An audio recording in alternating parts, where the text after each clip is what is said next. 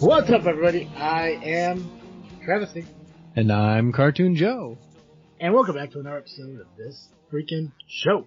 It is the weekly podcast with a little bit of something and a whole lot of nothing. The same weekly podcast that is brought to you by Freakin Studios. Make sure you check out freakinstudios.com to check out all the amazing podcasts we are associated with. Oh, Joey. Travis, what's up? How you doing, man? You doing good? I'm doing great. Today was our last day of keto. Yes. And so, since I weighed in this morning, I decided I didn't care anymore. So I had carbs today and it was nice. Well, yeah, the journey is over. I myself am excited to splurge out on some non-keto, non-diet kind of foods. I'm probably gonna wait to splurge on my hopefully still in the scheduled date for this weekend, so I can enjoy myself. Nice. With some margaritas and tacos. Ooh, very nice. Very nice. Yeah, there's have you ever heard of insomnia cookies? I have never had it though. We're finally within delivery range of one. It's down over on Loyola's campus and it's less than 20 minutes from us. And so, I got an email from them saying today only they had a buy one, get one scoop of ice cream deal. And, my wife had a kind of a rough last couple of hours at work. I was done with keto. So I thought, yeah, let's order ourselves. We'll each get a cookie and we'll each get a scoop of ice cream. Mm-hmm. Let me tell you what kind of a ripoff insomnia cookies can be sometimes. Excellent. I got, actually the one thing that we got that was really, really good was my cookie, which was a salted caramel cookie.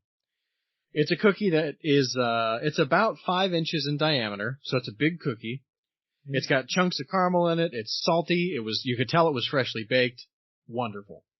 She got just a regular chocolate chunk cookie, which if you've ever had the chocolate chunk cookie at Subway, it's the exact same cookie. Okay.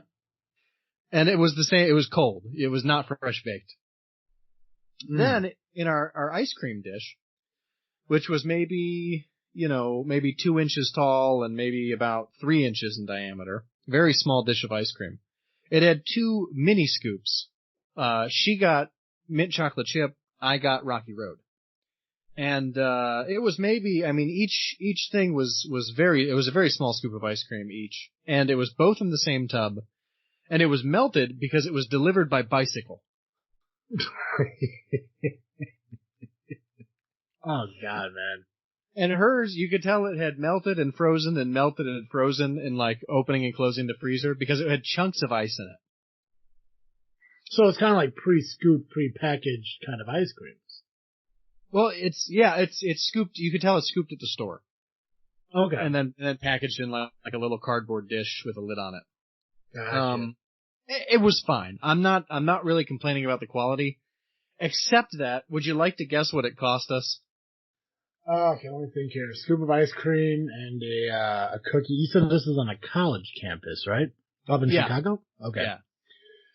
Ooh, let's see here. I'm going to guess that whole order was somewhere around, if you include, was there a delivery charge? There was a delivery charge. Okay. And okay. tax.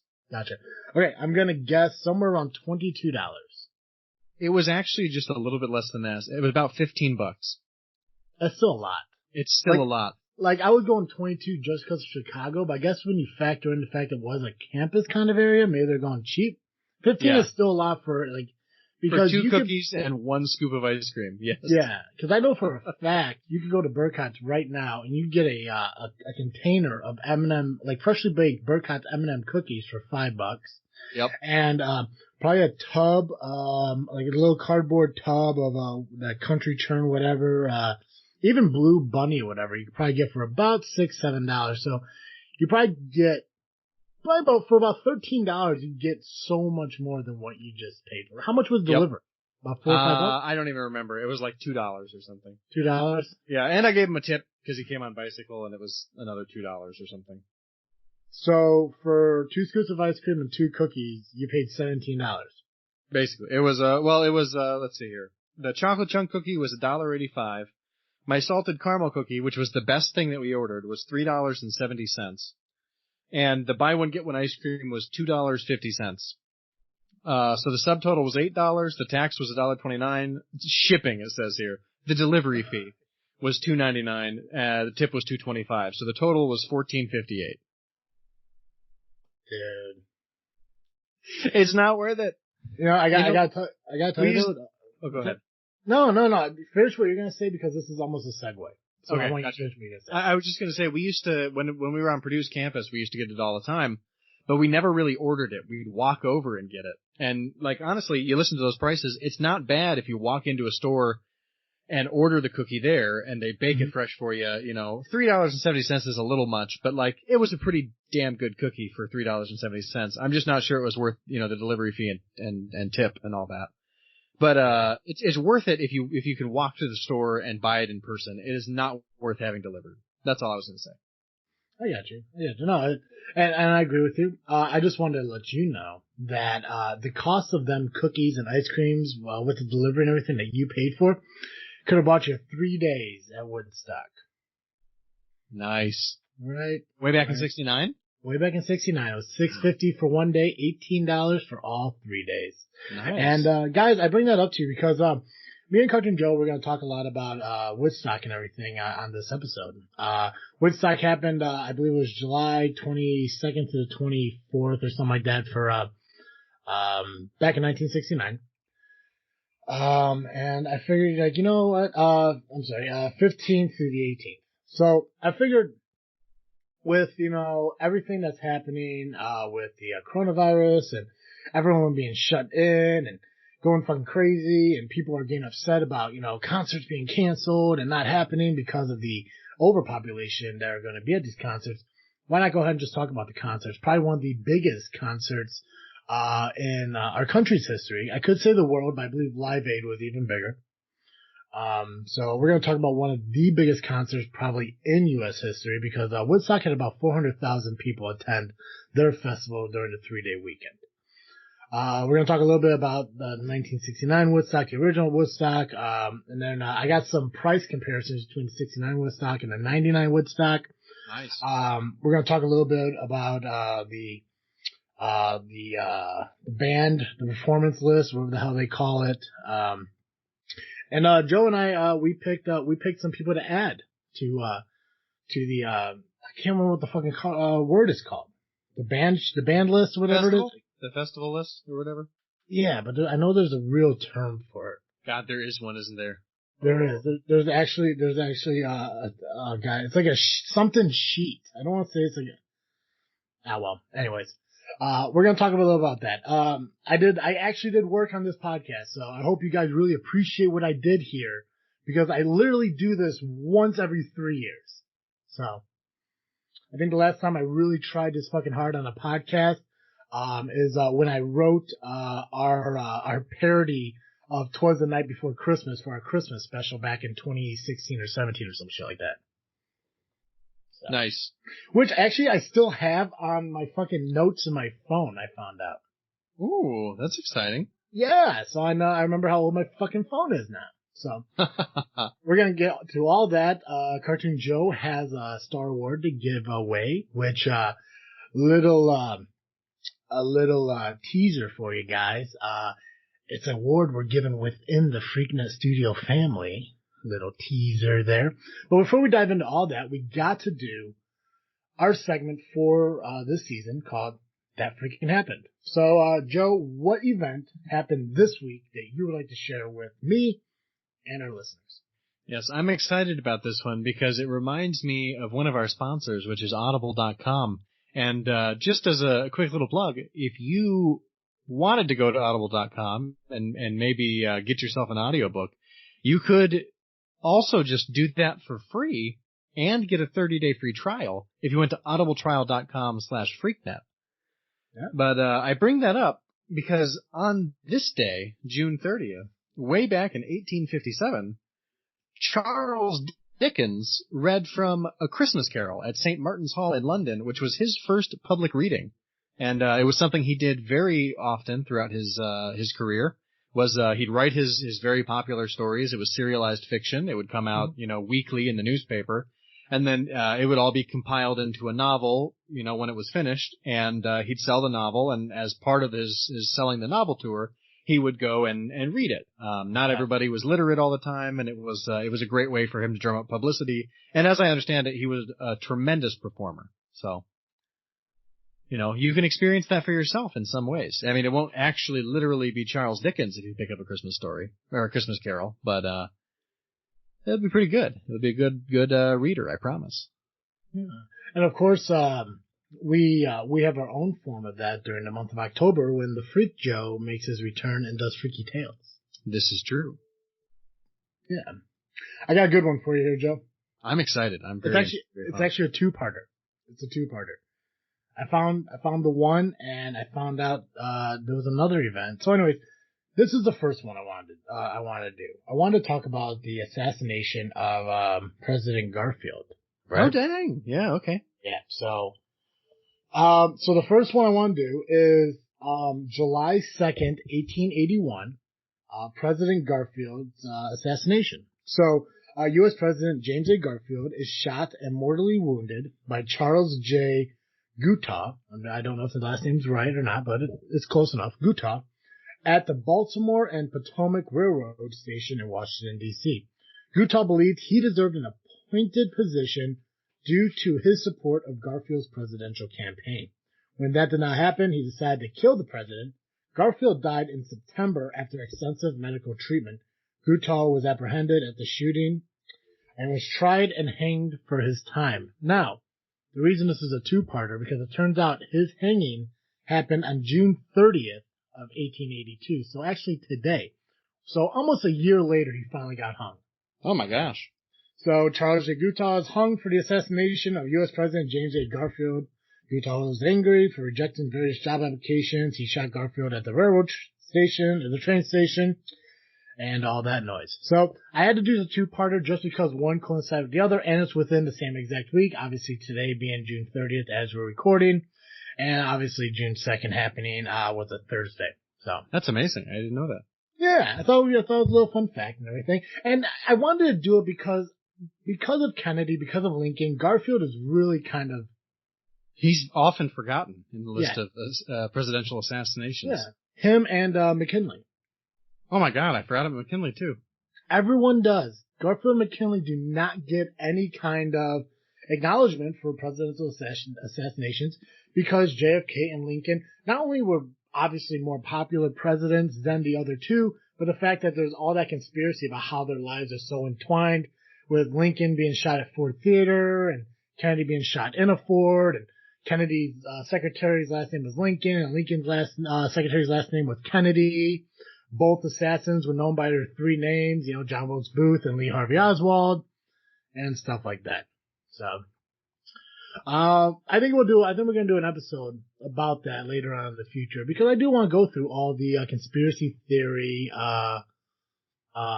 comparisons between the two assassinations, and maybe we'll make a fucking game out of it, because we have been known to do that sometimes.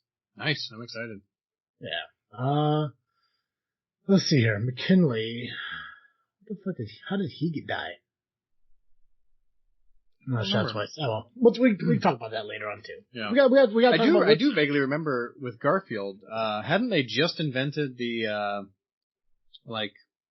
X-ray machine or something like that? And unfortunately, it didn't work for him because he was laying on a metal bed, which made it hard for them to find the bullet. It's very, very possible. Yeah.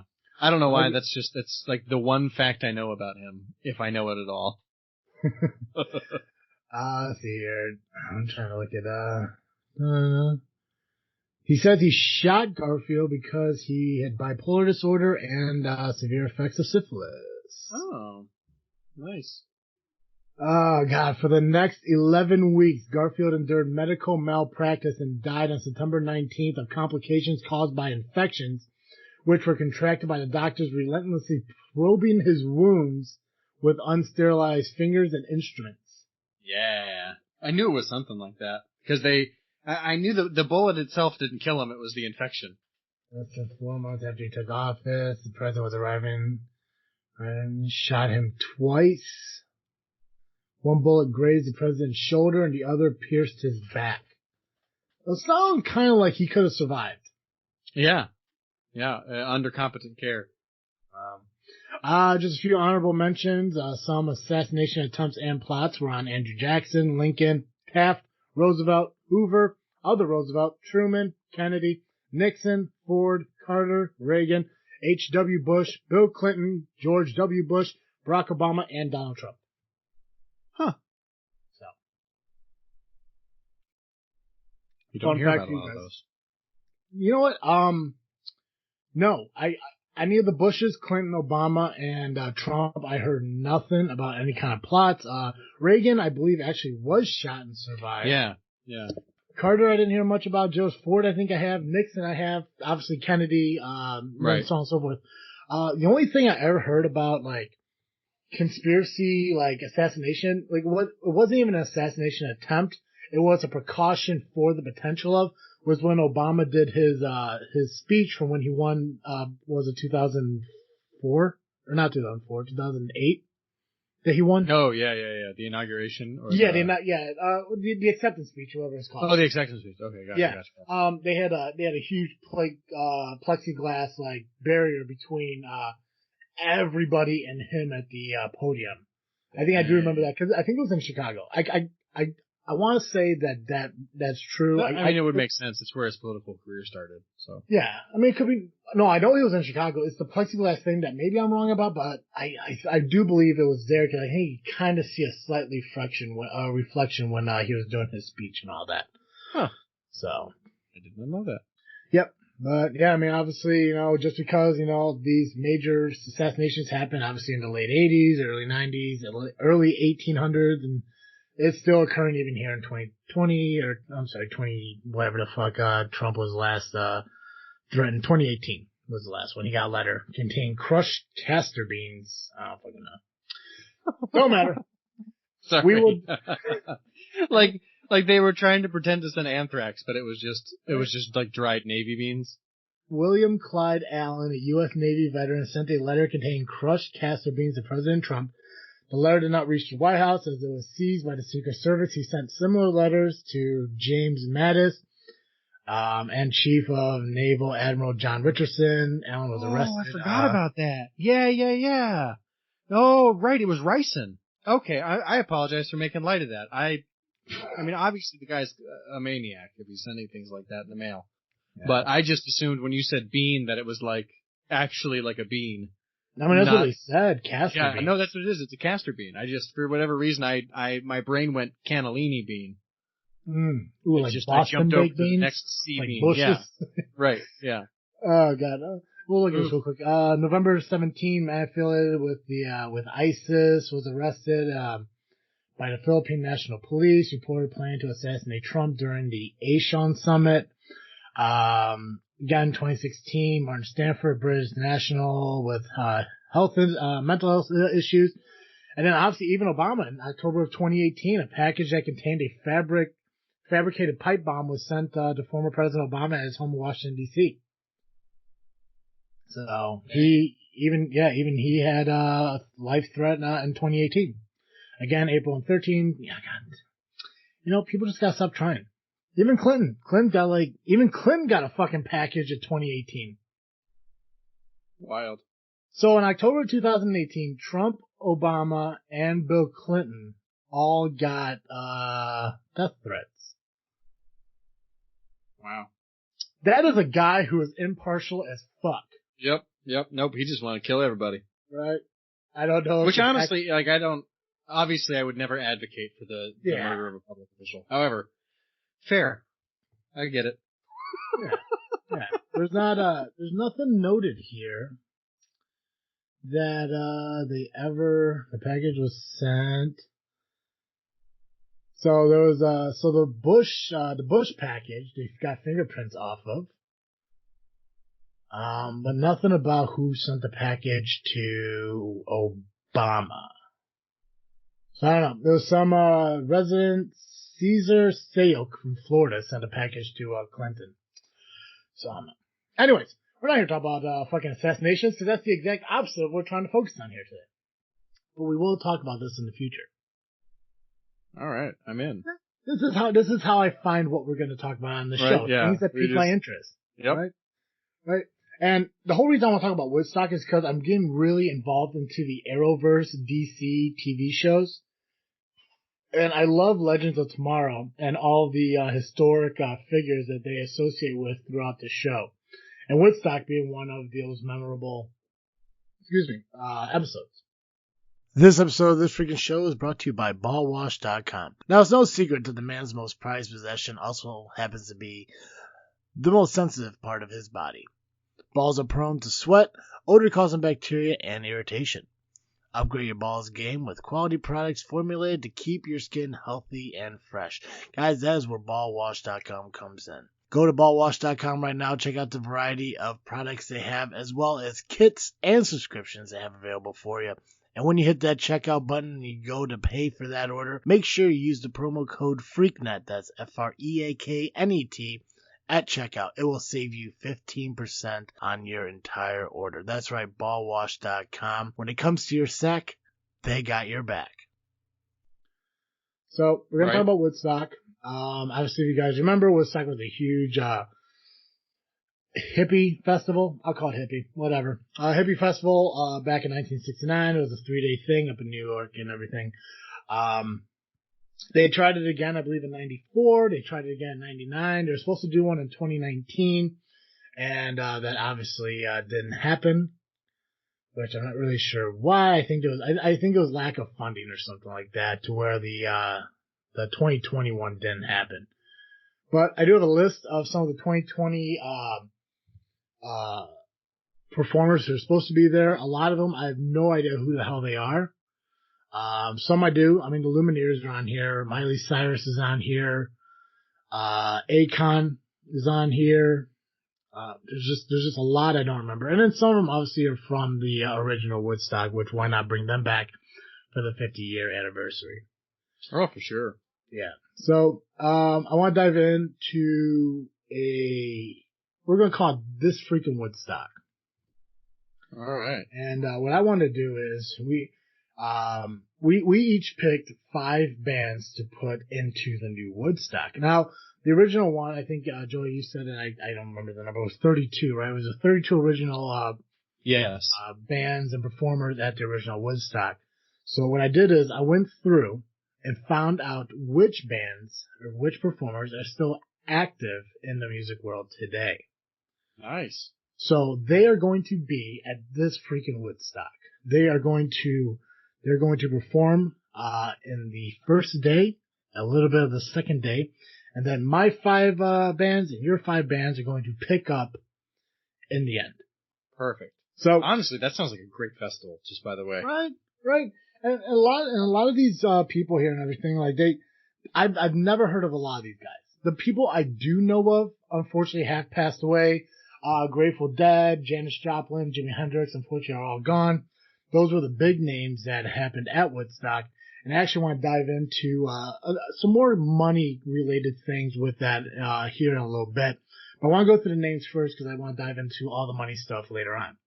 So, making a return to This Freakin' Woodstock in 2020 from the original 1969 Woodstock show, we have Melanie, Arlo Guthrie, Joan Baez, Country Joe McDonald. Now, Country Joe McDonald actually performed twice, once individually, solo artist, and again with Barry the Fish Melton. So they're actually going to perform together. You know, nice. Country Joe McDonald is old. I mean, and believe it or not, a lot of these people around 70, 80 years old, you know, believe it or not, it's a thing. A lot of the people who did pass away, other than Janis Joplin and Jimi Hendrix, who both passed away at 27 years old, which, you know, that whole, like, 27-year curse, which I think we'll do that. Joe, make a note. I want to talk about the 27-year curse on an episode going down the road. All right. And also make sure we talk about presidential assassinations. We're going to talk about death at some point here. I'm all about it. Not in this episode. But Santana, Joe Sebastian, Canned Heat, never heard of it. Mountain, The Who, which obviously The Who's big. 10 years after, Blood, Sweat, and Tears, Crosby, Still, Nash and Young, Sha-Na-Na, and as a surprise for everyone at this freaking Woodstock, the return of CCR. Because they have not performed with each other for like 30-something years. Nice. But they're going to come together for Woodstock 2020. This freaking Woodstock 2020. Call it Freakstock. Freakstock 2020. I dig it. Right? So, huge list. Obviously, you got the Who, and you got Eric Young playing with, Crosby, Still, Nash, CCR, Sha-Na-Na, Mountain, I know a little bit of, Santana. I've never been a huge Santana fan, but I know he's huge. These are the guys that are like headliners for like the end of the first day and like in the middle of the second day, because that's where we're going to start rolling in our people. Joey, you always go first with the stuff. I'm going to go ahead and do my list first. All right. You're going to be the highlight here.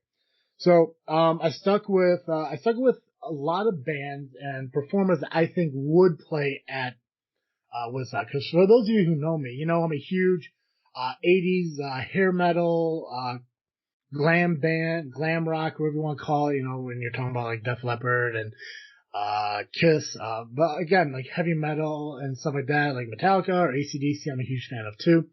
But I wanted to stay away from that. I'm also a huge fan of country, and I want to stay away from that too, because country music has country thunder, and it has every year. It has no need at Freakstock 2020. So I want to stay with like more of like the jammy, mellow kind of bands.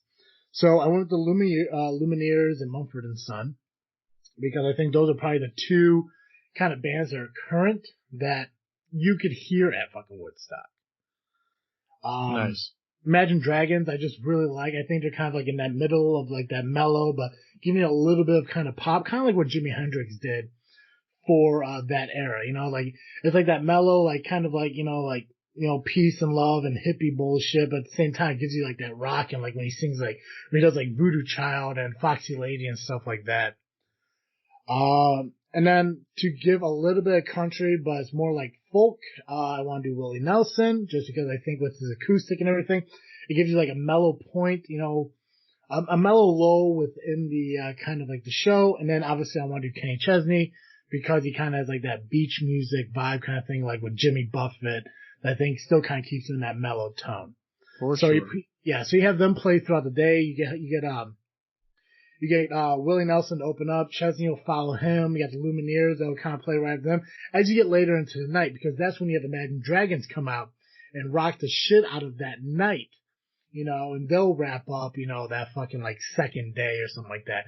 And then like the next day you can have like Kenny come out and Mumford and Sons, and they'll open up for your guys's, which, who's on your list here, Joe? Let's see. I do feel like I gotta pick the order here. It's harder than it should be. So, I definitely, I would love my favorite band, to play. And, they're a small band. They're out of Ohio. They are the Bloody Tinth, Tinth. They're a great band, by the way. If you're ever, at a bar in Lafayette or Ohio, really throughout the Midwest, they've got a great set. They do a good job. I think it'd be cool to have them be one of the openers on a day at Woodstock. Freakstock, excuse me. Freakstock 2020. Freakstock 2020. I'm not sure that they're a big enough name to headline and go last and be a big deal, but they should be on the stage. I think it'd be great to see them hit a big break like that. And then the rest of mine are a little bit bigger names. I suppose I'm trying to think of the vibe, the direction you want to move in.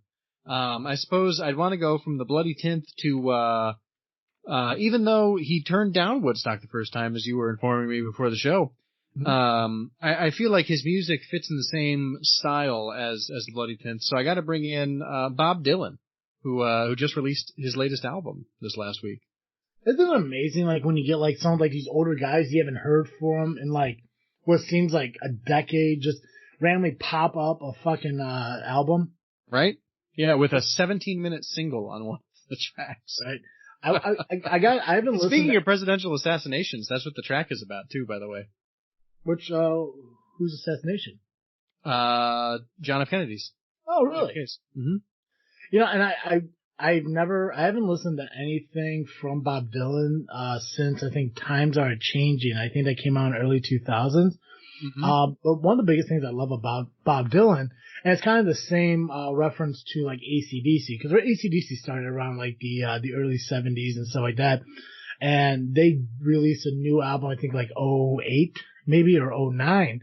They released one of the newer albums. So through that entire time frame, they never changed their sound. And that's one of the reasons I love Bob Dylan, because he stays true to his music through decades.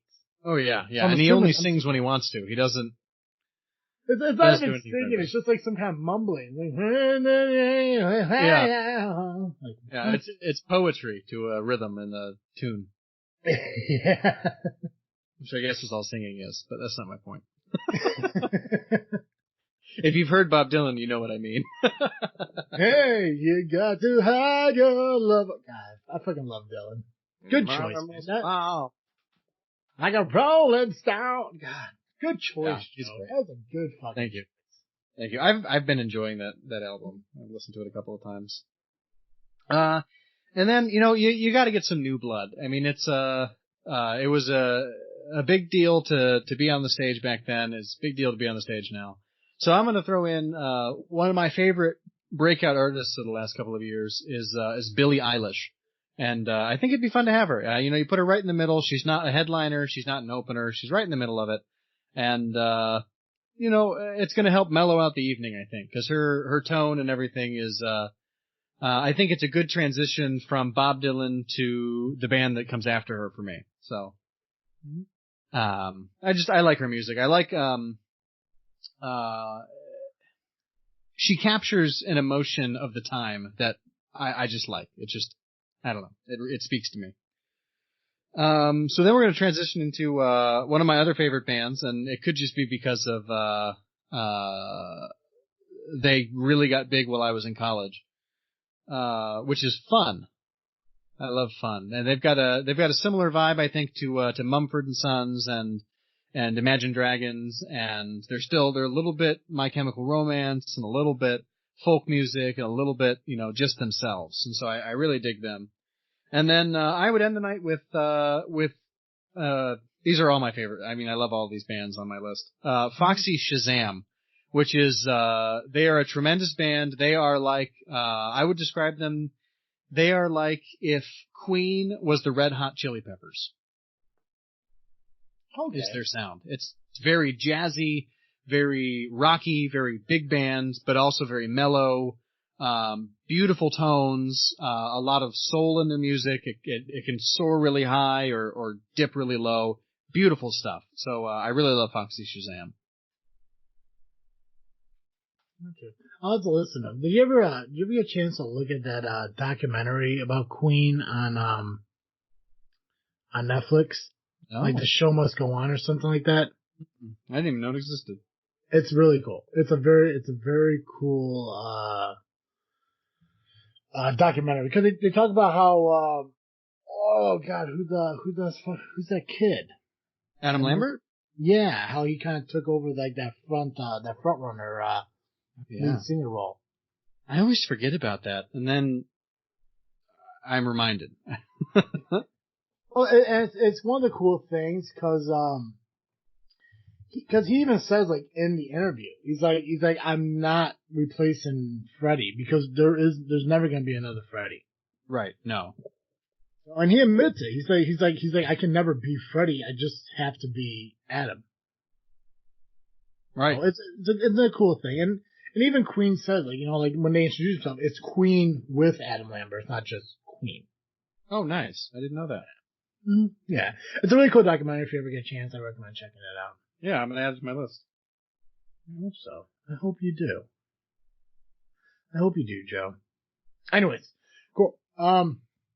Awesome picks. A lot of bands I don't know, which is always a cool thing. I mean, that's what this whole festival thing is to do, right? To kind of give you a different musical experience. And, for sure. Right. And I get like a lot of like, kids and stuff nowadays who go to festivals may not like know or even appreciate some like the music that was from the original Woodstock. But, you gotta appreciate the old kind of classics that happened before now, because the music we have today wouldn't happen without the music we used to have. Oh, for sure. So, yeah, I mean, everything's an evolution, right? fuck yeah, Joe. Fuck yeah. All right, let's take a break away from the Woodstock and let's give away our Star Award if you're ready. I am ready. So, for our Star Award tonight, I really admire this podcast. I enjoyed its pluck. As you mentioned before, it is a show from our network. And I'm really excited to give this award out. It feels like, in some ways it was a long time coming. In other ways, it's maybe not super well deserved, but this podcast, the hosts really put themselves out there and they really tried to do their best to perform. So, to Jordan and Lo, congratulations on making it to 4 episodes. I'm sorry it didn't keep going, but, the Pretty Little Freaks podcast, great job. Good on you for sticking it out for as long as you did. As we've talked about many times on this show before, most podcasts don't make it to 8 episodes. So, you gave it a shot and, it didn't work out, but, we did want to, tip our hats to you and, congratulate you for trying. Cause that's half the battle is making the effort to start. So. Yeah. And that's the thing. I think we talked about it a little bit last week. It didn't work out, but it's no fault of anybody's. It's just, it wasn't the right time for that kind of, what's the word? Structure, I guess, but it wasn't the right time for the concept that we're going for. Which is, I mean, it's understandable. I mean, like, the whole focus of the podcast was to get, dating stories from anonymous people. And, it happens to turn out that a lot of people aren't as open to sharing experiences as I thought, which, no fault of their own. A lot of people are sheltered nowadays. I mean, between cyberbullying and, just regular bullying in general, people are judgmental and some people still allow that to get to them. Nothing wrong with it. It's just how they choose to live their life. So, yes, it didn't work. Did I say it's over forever? No, you can never say never. You never say never where the fuck that phrase is or something like that. Right. But Lo is looking at, building and creating her own solo podcast. A lot of luck to her. Freakin Studios is here to help her out in any way she can as far as promoting and help her getting everything started up. And, it's, lucky to her and congrats to, Jordan and Lo for receiving the Star Award. Again, some people could look at it long overdue, and some people could look at it as maybe you should give it to them sooner while they're still kind of around. But, we give it to who deserves it.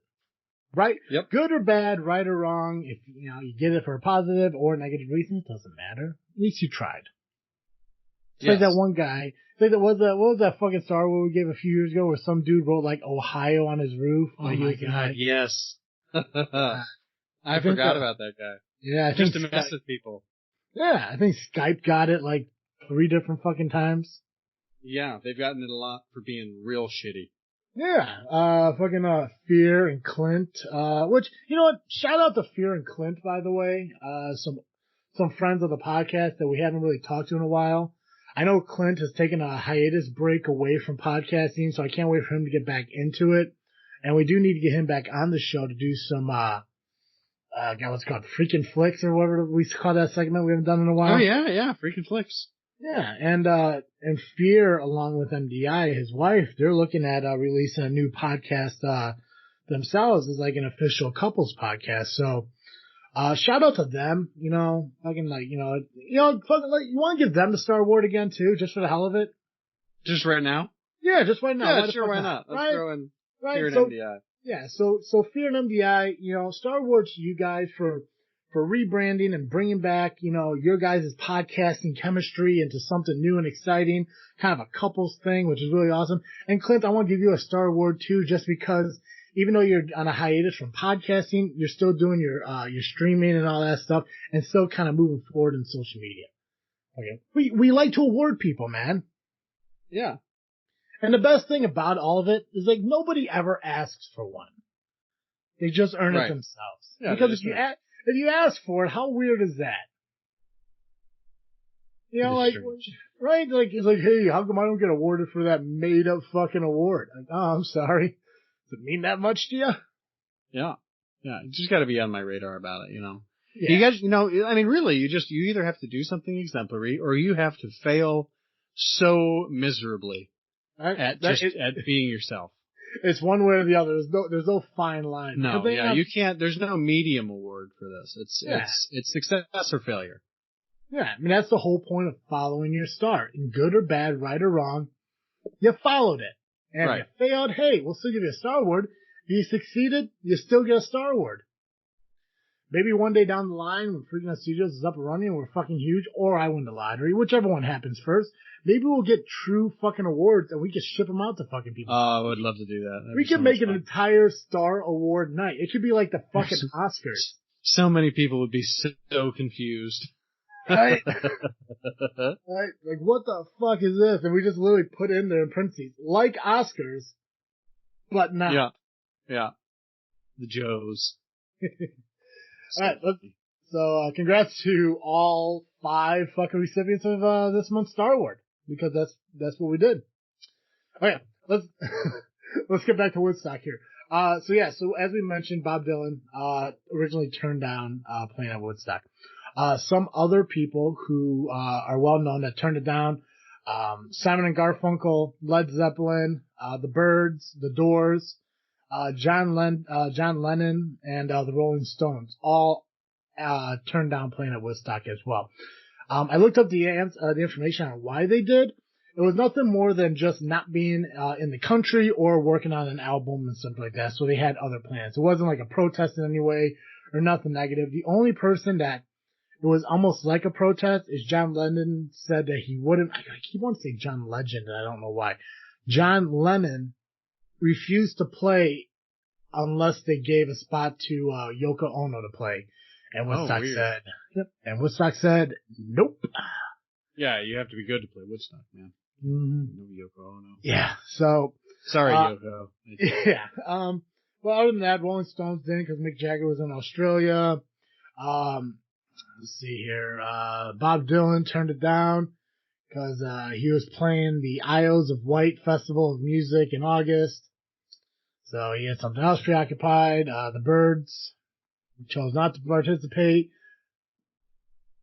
claiming that Woodstock will not be different from any other music festival. So, yeah. Nice. A lot of other people, though, they did talk about money. A lot of people weren't happy with the amount of money they were paid. Back in the day. So, weird. Money was worth a lot more back then, to be honest. Yeah, and surprisingly, or maybe not so surprising to some people. God, where the hell is it? There we go. Artist payouts. So, some of these numbers may surprise you, some of them may not, but I just want to give you guys an idea of how much money people were paid at Woodstock back in the day. So people like Santana got about $750 per band member. Melanie got $750. Joe Cocker got $1,300. Grateful Dead got $2,500 per person. And these actually have, current amounts. So Grateful Dead's $2,569 was about 16 grand, around now.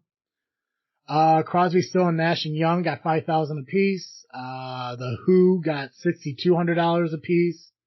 Jefferson Airplane got $7,500 apiece. Janis Joplin got $7,500 apiece. CCR got $10,000 apiece, or equivalent to 65 grand nowadays. Highest paid was Jimi Hendrix. He got paid 18 grand to perform. Wow. Which is equivalent to about $118,000 today. That's incredible. Yeah. Oh my gosh. Yeah. So as we're sticking on money, I just want to give some kind of other acknowledgments to the difference between 1969 Woodstock and 1999. Some of these are true fact. Other of them are kind of like goofy little spoofs. But cost to attend in 1969 was $650 for the day, $18 for all 3 days. Woodstock 99 was $150 plus service charges. Wow. What was free in 1969? Love. You know what's free in 99? Looted camping equipment. What was burnt out by the concert's end? 69, an untold amount of marijuana. In 1999, a dozen trailers, a Mercedes-Benz, a small bus, a number of vendor booths, and portable toilets. Wow. Clothing was optional at both. Crowds in 69 enjoyed mud pits, where in 99 they enjoyed mosh pits. State police were called in 1969 to close the throughway for the concert. 99, I'm guessing it says blouses to be opened. I'm assuming, I don't know what the fuck that means. Moving on. Service. In 1969, food services, Hog Farm Free Kitchen, and 30,000 emergency sandwiches prepared by the women's group of the Jewish Community Center of Monticello. In 99, bottles of water were $4, single-serving pizzas were $12, and they had a beer garden. Nice. Let's see here. A little fun fact. Going price for 2 authentic 3-day Woodstock tickets currently on eBay going for $255. Tickets from 99 Woodstock going for $25. Irony. There we go, Joe. Jefferson Airplane played at the 69 Woodstock. The 99 Woodstock was held at Griffiths Air Force Base, home of the Northeast Air Defense Sector, former home of the 416th Bomb Wing. Huh. Ironic about that, 99 was set up at the Air Force Base. 1969's Woodstock was pretty much created as an anti-Vietnam War concert. So, gotcha. Yeah. That is ironic. Surprises at Woodstock in 1969. Canned Heat, Tim Hardin, Country Joe and the Fish. 99, Limp Bizkit, third base, Pulp, and Full Devil Jacket. Breakout musicians in 69 with Crosby, Still, Nash, Melanie, and Santana. In 99 was Dave Matthews Band, Godsmack, Kid Rock, Korn, Moby, and Rusted Root. For those of you who don't know what Rusted Root is, if you watched Matilda, you know who Rusted Root is. So, you do? Yeah, they sing the theme song. I would like to. Yeah. I did not know that. Yeah, me and Colin listened to that a lot when we road trip. Nice. I mean, it's a great song. It's a great road trip song too. Yeah, if there's one thing I know for a fact about Colin is if we ever go on a road trip and I give him my iPod, I know we're gonna listen to Kansas City by the Basement Tapes. On My Way. Oh no, it's not called. It's Rusted Roots. I think it's called On My Way. I can't remember. And Hurt by Johnny Cash are the big three. Nice. Send Me On My Way? Yes. Yeah. Send me on my way. Send me on my way. Iconic song from 69, Freedom by Richie Haven. 99, Fire by Red Hot Chili Peppers. Nice. Anthem of the Generation, Woodstock by Johnny Mitchell. In 69, 99, Summer of Love by the Bacon Brothers. Nice. Famous last words in 69, 3 Days of Peace and Music. In 99, it's Woodstock, Burn the Wood. All right. A lot of shit. I wish I knew more about the 99 Woodstock. If Woodstock happened in 2019, would you have gone? I don't know. Probably not. I've never been to a music festival. I would like to have gone, but I've never been to one. Gotcha. What are you freaking thinking about, Joe? What am I freaking thinking about? I am probably freaking thinking about a movie that I watched last week and was freaking thinking about actually I was geeking on it last week. This isn't Geekcast Live, Joe. I know, but it was a great movie. I really enjoyed it. I've never enjoyed a movie quite as much as this. And I watched it again last night with my wife. And then that woman, what? That woman movie or whatever. What's her name? Yeah, it's an evening with Beverly Loughlin. Yeah, that was your freaking thinking last week. Was it really? I forgot. Yeah, sorry, mixing it all up. Because I can tell you exactly what you did. you're going to talk about how you're freaking thinking on the keto diet, but no, you wanted to change your mind, and you talked about this one. That's right. That's right. Well, I'm talking about it again because I watched it again with my wife last night, and it was just as good the second time. It was really, really enjoyable. Okay. So, I really highly recommend it. It's on Netflix. It's an hour and 48 minutes. It's really good. That's all I'm going to say. Okay, I got you. I'm freaking thinking about, hopefully this fucking date happens this weekend, because it'll be, biggest thing is going to be my first date since this whole COVID thing. But more importantly, it's going to be like my first like real date, since, my last relationship ended. So I'm really excited for it. Kind of a motivational thing to move forward, which, we talk online. We haven't got a chance to meet in person, obviously, but if I could deduce from what I've seen in Snapchats and stuff, I think she does keto. Nice. Yeah, really cool person. So hopefully it works out. And if it doesn't, I'll be up north. And if I get fucking blown off, I'm just gonna go hang out with you. We could go kidnap Derek, since haven't heard from that fuck boy in a couple months. So nice. Yeah. Yeah. So we'll kidnap former audio editor Derek. Nice. It'll be a fun little adventure. And we'll be required to wear masks, so we're already halfway there anyways. Nice. Perfect. Hey, Joe. Yes. Every week our listeners can catch Cartoon Joe here on this freaking show. But if an hour a week of Cartoon Joe just isn't enough for our listeners and they need to get more Cartoon Joe, where can they go? If you need more Cartoon Joe, you can find me over at the Geekcast Live podcast at violentpress.com. You can also find us on Facebook, iTunes, Google Play, and Twitter by searching Geekcast Live. Excellent. Guys, make sure you pick up some of our merchandise over at tpublic.com. That's TEEPUBLIC.com. Search TFS. Right now, actually, let me pull up some information for you guys, because I do believe right now, TeePublic is doing a sale on masks. So let me go ahead and check that out real quick. Joe, what is all these messages you sent me? Oh, I was just I was sending you the I was sending you some commentary on the show as it was happening, and then I was sharing with you my favorite albums from I was sending you the most recent Bob Dylan album, and then my favorite album from Foxy Shazam. Oh, thanks, Joe. Yeah. All right. Okay. So for the next 24 hours, or 22 hours, I guess, from right now. So I guess 7 p.m. tomorrow. Damn it. Anyways, face masks are 20% off on TeePublic. I'm gonna release this show July 1st at 6 a.m. So I don't know, was that like 12 hours maybe or some shit like that?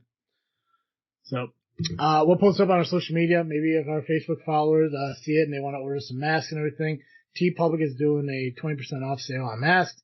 You can pick any of our designs, put it on your mask, and wear it out and support the podcast. Again, TeePublic, TeePublic.com, search TFS, pick up your merch, because we have more than just masks there. Again, special thanks to ballwash.com for being a sponsor. Ballwash.com, promo code FreakNet at checkout, save yourself 15% on your entire order. audibletrial.com/freaknet will give you a 30-day free trial plus a credit to your first book purchase on Audible. Make sure you follow us on social media, Facebook, Instagram, and Twitter at This Freaking Show. And our show drops every single week on iTunes, Google Play, Spotify, and Podbean, just by searching This Freaking Show. And that's all I got, guys. As always, I am Travis Lee. I'm Cartoon Joe. And thank you for listening to another episode of This Freaking Show. I'm out.